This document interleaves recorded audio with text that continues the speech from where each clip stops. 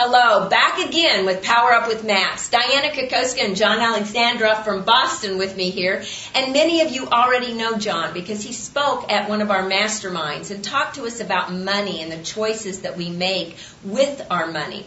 Now, it's very interesting to me because many people call me about John and they say, how can we get John to help us out more? Well, he's going to be helping out through maps. So if you like what John has to say today, think about how you might get associated with a coach that will help you because John's helping all of us. So, John, how important is it the choices we make in our life? Well, our choices dictate our actions, Yes. Diana. And, it's interesting. Many years ago, Andrew Carnegie had a great perception and a great quote. He said, the older I get, the less I listen to what people say and the more I watch what they do.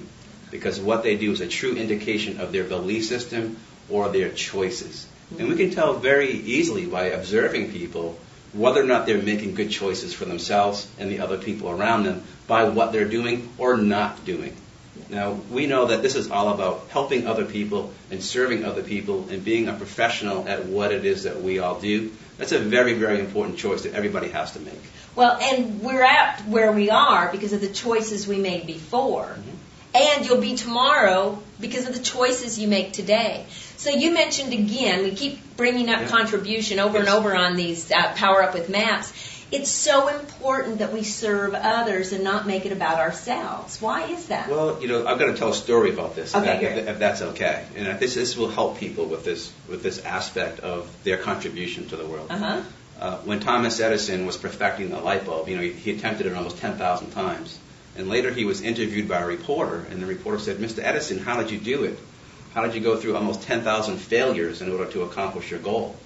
And he said, first of all, it wasn't 10,000 failures. I just eliminated 10,000 possibilities.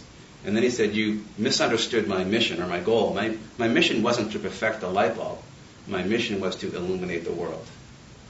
Huge difference. And because of his sense of contribution, that he knew that if he could perfect that light bulb, it would have an impact worldwide, possibly forever, and obviously it has.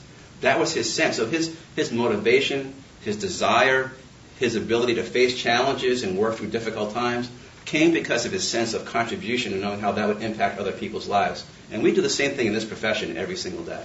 Well, we do impact other people's lives, and it's because of the way that we greet people, meet people, and our attitude towards serving others. Yes. Now, I just want to talk to you a moment because I know that you study Edison a lot. Mm-hmm. And he had a fire in his laboratory one time. Yes. Tell us about that.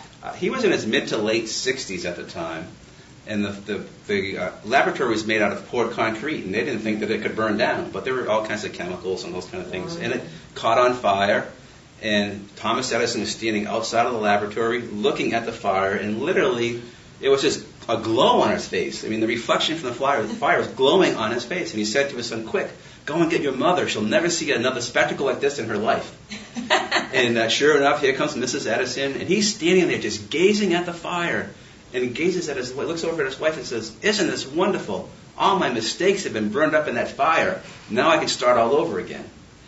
You know what's so important about that is that all his mistakes were burned up. In essence, he's not going to remember them anymore. Well, here's the other interesting thing about that. 3 weeks later, he delivered the first phonograph to the marketplace. Wow. So, many of us feel like we're facing insurmountable challenges at times, Right. or maybe it's easy to kind of give away our positiveness or let our energy go somewhere where it really isn't serving us and other people. I think Edison was a great study of that, is that he never allowed his energy, regardless of the circumstances around him, his positiveness, his outlook, his mission, to get swayed because of those situations. And to me, a lot of that, again, came from his sense of contribution. Wow. So the question is, do you want to have a great attitude? I do. Do you?